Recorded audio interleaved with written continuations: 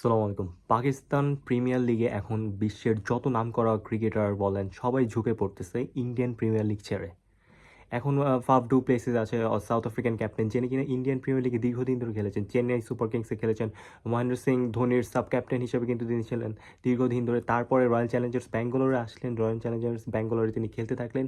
বিরাট কোহলির বদলে তাকে ক্যাপ্টেন দেওয়া হলো এবং তিনি আরসিবিকে কিন্তু রীতিমতো শিরোপা জিতালেন, যেটা বিরাট কোহলির একটা আফসোস ছিল। তিনি কিন্তু আসলে ইন্ডিয়ান প্রিমিয়ার লিগ জিতে নেয়, তার হাতে কিন্তু ট্রফি উঠে নেয়। এই সুযোগ তার দেওয়ার পরেও কিন্তু তারপর আমরা যদি বলি ফাফ ডু প্লেসিস, সেকেন্ডলি আমরা যদি বলি এখন গ্লেন ম্যাক্সওয়েলের কথা শোনা যাচ্ছে তিনি আইপিএলকে বাদ দিয়ে ওই টাইমে পিএসএল খেলবেন, অর্থাৎ ইন্ডিয়ান প্রিমিয়ার লিগ বাদ দিয়ে পাকিস্তান প্রিমিয়ার লিগ খেলবেন। কিন্তু ইন্ডিয়ান প্রিমিয়ার লিগকে কাইন্ড অফ রিজেক্ট করে দিয়েছে। ইভেন গ্লেন ম্যাক্সওয়েলকে কিন্তু ডিরেক্ট সাইনিংয়ের অফারও কিন্তু করা হয়েছে আইপিএল থেকে, কিন্তু ডিরেক্ট সাইনিং অফার বাদ দিয়ে তিনি পাকিস্তানে এসে খেলবেন। এবং আপনি আরেকটা জিনিস খেয়াল করে দেখবেন, পাকিস্তান আর ইন্ডিয়ার ক্ল্যাশের যে লেভেলটা, যখন আইপিএল থাকবে ঠিক তখন কিন্তু পিএসএলও শুরু হবে, অর্থাৎ একটা টাইমে ক্ল্যাশ লাগবে।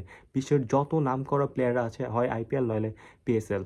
এতদিন ধরে পাকিস্তান প্রিমিয়ার লিগ কিন্তু এক ধরনের পাল্লা দিতে পারতো না, জাস্ট বিকজ অফ কিন্তু এক ধরনের ওদের টাকা পয়সার একটা সমস্যা। আইপিএলে যেই লেভেলের ব্র্যান্ড ভ্যালু ছিল, ওই লেভেলের ব্র্যান্ড ভ্যালু কিন্তু পিএসএলে ছিল না। ইভেন ব্র্যান্ড ভ্যালু কিন্তু নট জাস্ট বিকজ অফ আপনার ফেমাস বা টিআরপির উপর ডিপেন্ড করে, টেলিভিশন রেটিং পয়েন্টের উপর ডিপেন্ড করে, এটা কিন্তু আপনার টাকার উপরে ডিপেন্ড করে। এখন পিএসএলের এইবারের ব্র্যান্ড ভ্যালু কিন্তু 520 কোটি রুপি, অর্থাৎ হিউজ একটা অ্যামাউন্ট, অলমোস্ট আইপিএলের সিমিলার। অর্থাৎ এই দুইটা প্রিমিয়ার লিগ কিন্তু এখন অলমোস্ট টপে আছে।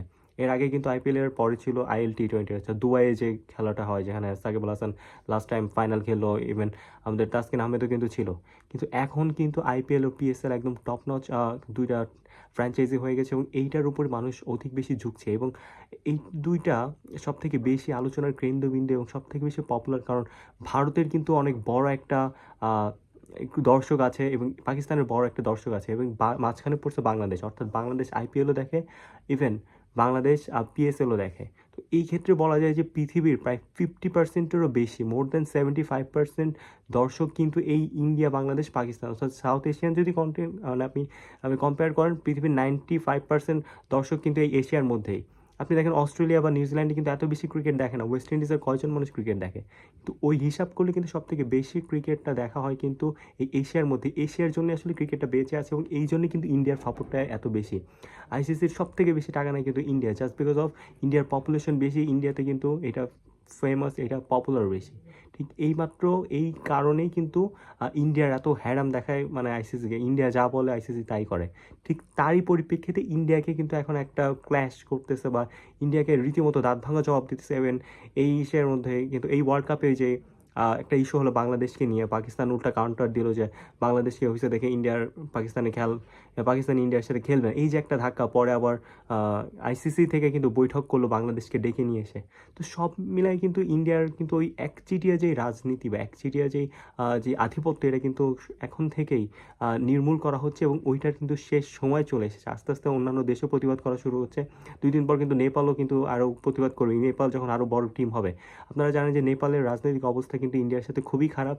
নেপাল, মালদ্বীপ, অর্থাৎ সাউথ এশিয়ার সবগুলো দেশের সাথে কিন্তু ইন্ডিয়ার এক ধরনের ক্ল্যাশ রয়েছে। তো ইন্ডিয়ার একচেটিয়া রাজনীতি করার দিন শেষ, সবাই কিন্তু পাকিস্তানকে এই সাপোর্টটা দিবে, এই মোরাল সাপোর্টটা দিয়েই কিন্তু পাকিস্তান ক্রিকেটটা এগিয়ে নিয়ে যাবে। হ্যাঁ, তার মাঠের পারফরমেন্স একটু ইন্ডিয়ার সাথে খারাপ করতেছে, কিন্তু অন্যান্য দিক থেকে ব্র্যান্ড ভ্যালু প্লাস আদার যে সাপোর্ট, এই সাপোর্টে কিন্তু পাকিস্তান এগিয়ে যাবে এবং নিঃসন্দেহে ইন্ডিয়ার দিন শেষ বলাই বাহুল্য। আমার চ্যানেল যদি নতুন হয়ে থাকেন, please subscribe to my channel. Allah Hafiz.